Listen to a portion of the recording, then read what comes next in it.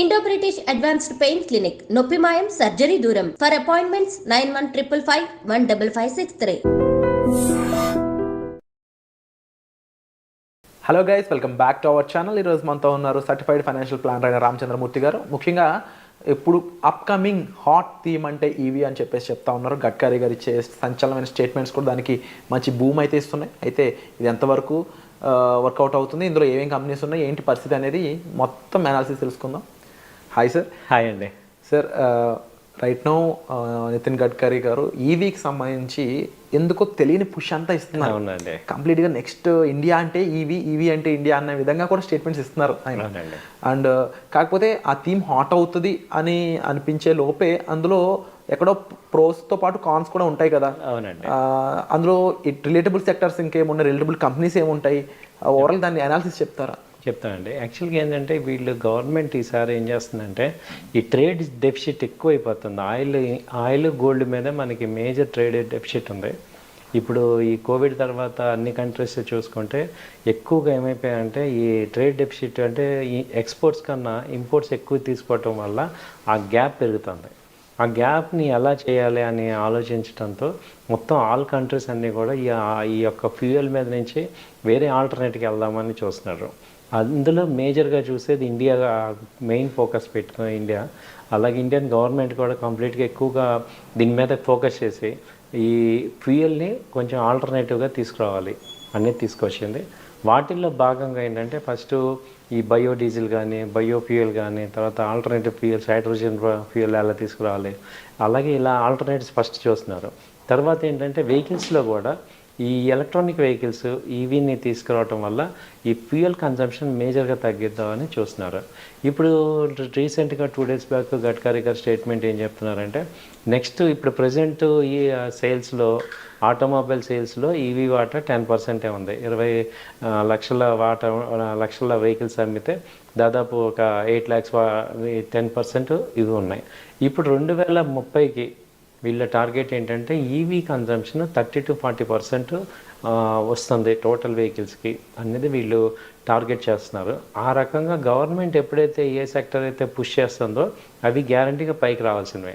ఎందుకంటే ఆటోమేటిక్గా ఇప్పుడు మనం చూస్తుంటే 2 years back 3 years back electrical వెహికల్స్కి ఇప్పుడు మెయిన్ కంపెనీస్ కూడా మనం చూస్తే 2 wheelersలో టీవీఎస్ మోటార్ కానీ ఆ తర్వాత హీరో మోటార్ కానీ ఇవన్నీ ఎలక్ట్రికల్ వెహికల్స్ తీసుకొచ్చేసాయి. అంటే ఇవన్నీ బ్రాండెడ్ కంపెనీస్ కాబట్టి అందరం కూడా యాక్సెప్ట్ చేస్తున్నాం.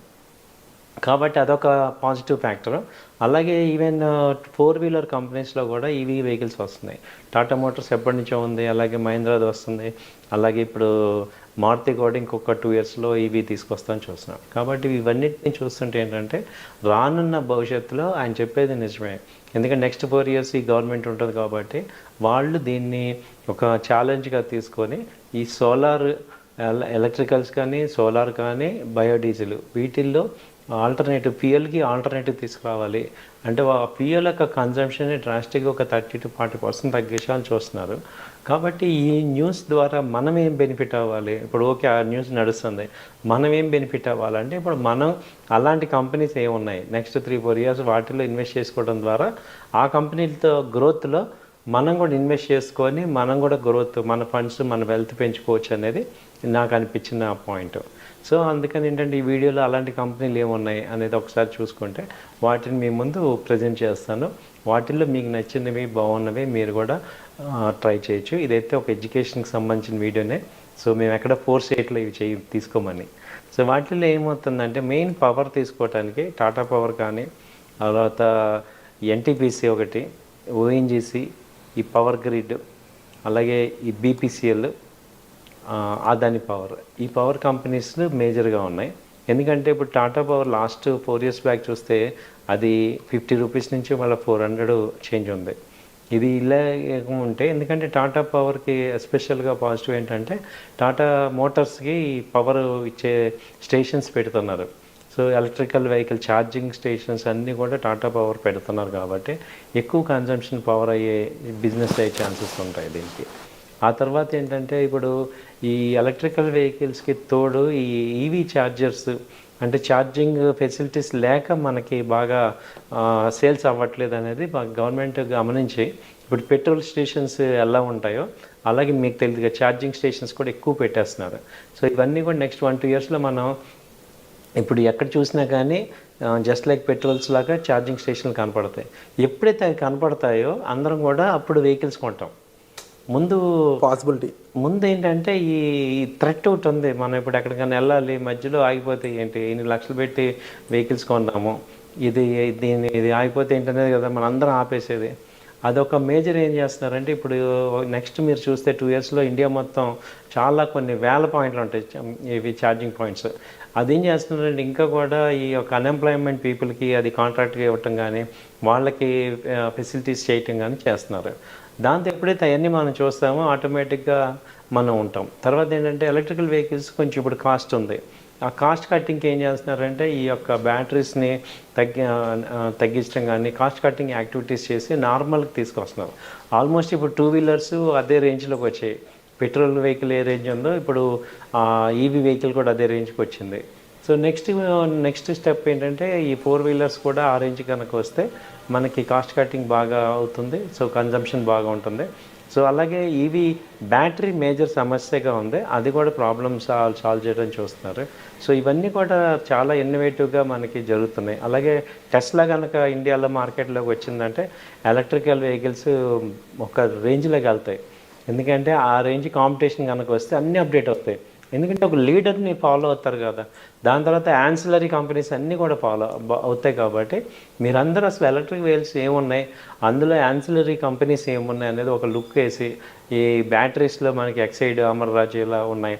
అలాగే ఈ యొక్క సోలార్ ప్యానెల్స్, ఎలక్ట్రికల్ అనగానే ఈ 3 వస్తాయి మనకి. పవర్ ఒకటి వస్తుంది, ఎలక్ట్రికల్ వెహికల్స్ ఒకటి వస్తుంది, అలాగే బయోడీజిల్ కానీ ఈ ఆల్టర్నేట్ ఫ్యూయల్ కానీ వీటిల్లో ఏమేమి ఉన్నాయి అనేది చూసుకొని వాటిలో మనం ఒక మంచి కంపెనీస్ని ఇన్వెస్ట్ చేయడం ద్వారా ఒక 3-4 ఇయర్స్ అలా ఉంటే మంచి వెల్త్ రావచ్చు అనేది నా యొక్క strong feeling. Wonderful sir. And రిలేటబుల్గా కూడా దీనికి సంబంధించి అంటే ఈ ఒక ఈవీ బ్యాటరీ, ఒక బ్యాటరీ తయారు అవ్వాలంటే పరిస్థితి, లేకపోతే ఒక ఈవీ కార్ తయారు అవ్వాలన్నా దానికి రిలేటబుల్ ఇండస్ట్రీస్ కూడా కొంచెం బెటర్ పర్ఫార్మెన్స్ అనేవి చేస్తాయి అనుకుంటున్నాం. ఎందుకంటే 140 కోట్ల జనాభా ఎంత కాదనుకున్నా 50 కోట్లనే ప్రాపర్గా ట్రాన్స్పోర్ట్ యూజ్ చేసుకున్నా సరే ఆ ఇండస్ట్రీ ఎంత పెద్ద అవుద్దో మనం ఊహించుకోవచ్చు. బహుశా నితిన్ గడ్కరీ గారి ప్లాన్ మరి ఎంతవరకు వర్కౌట్ అవుద్దో చూడాలి. అవునండి, ఎండ్ యూజర్కి కూడా ఒక అడ్వాంటేజ్ ఉంది సార్. ఇప్పుడు ప్రతిసారి మనం పెట్రోల్ బదులు ఫ్రీగా వెళ్ళటం అంటే చాలా తగ్గిపోతుంది కదా. అది ఎలక్ట్రికల్ వెహికల్స్ అనేది అందరం పాజిటివ్గా ఉన్నాం. అయితే ఏంటంటే ఆ యొక్క ఫెసిలిటీస్ ఇబ్బంది అయ్యి నెగిటివ్గా అవుతున్నాం. ఈ మధ్యలో కార్లు పేలిపోవటం ఇవన్నీ జరగటం, నెగిటివిటీస్ మీరు అన్నట్టు కాన్స్ ఎక్కువ అవి హైలైట్ అవుతున్నాయి. అవి జరిగే ఛాన్స్ 1%. ఆ 1% చాలా హైలైట్ అయ్యి అందరినీ కూడా భయపెడుతున్నాయి. లేకపోతే 1% నార్మల్ కదా, అది అవుట్కమ్ అయ్యి ఈ కాస్ట్ తగ్గి ఈ యొక్క ఫెసిలిటీస్ పెరిగితే మాత్రం అందరం చాలా మంచి ట్రెమెండస్ డిమాండ్ నెక్స్ట్ నేను అనుకోవటం 2 ఇయర్స్లో వచ్చేస్తుంది బాగా. Wonderful sir. అండ్ తప్పకుండా మనం వెల్కమ్ చేసే change, but we have to see what happens అనేది. అండ్ వీటిపై ఈ అప్కమింగ్ హాట్ థీమ్పై మీకు ఇంకా డౌట్స్ ఉండి మీరు డిస్కస్ చేయాలి అనుకున్నట్టయితే డిస్ప్లే అవుతున్న నెంబర్స్ కాల్ చేసి మీరు రామచంద్రమూర్తి గారితో పర్సనల్ అపాయింట్మెంట్ అనేది బుక్ చేసుకోవచ్చు. సో వచ్చే ఎపిసోడ్లో మళ్ళీ కలుద్దాం. Thank you so much. Thank you sir. నమస్తే.